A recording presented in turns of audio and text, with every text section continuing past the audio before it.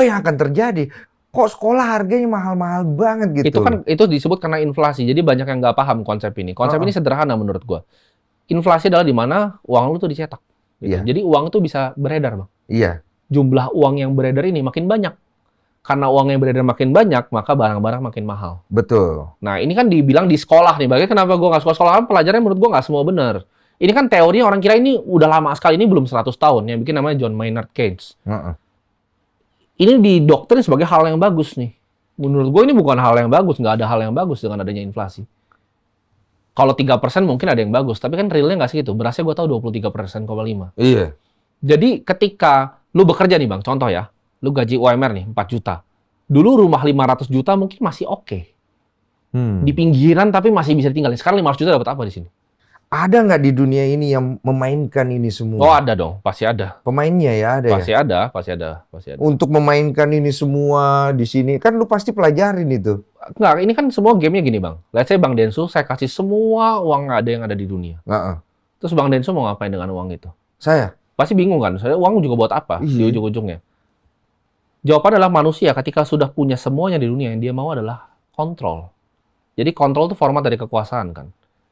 Ini untuk kontrol.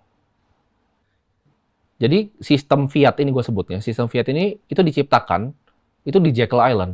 Jadi itu sebuah pulau. Ini zaman dulu ya. Presiden Amerika dulu yang pernah ngomongin ini pun nggak ada yang berani ngomongin ini.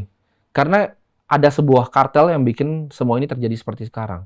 Dan 1971 Presiden Richard Nixon itu lepas uang dari emas. Nah ini mungkin gue jelasin dari kertasnya dulu nih. Kenapa formatnya kertas? Zaman dulu orang transaksi pakai emas, Bang. Nah gue kasih contoh sederhana aja.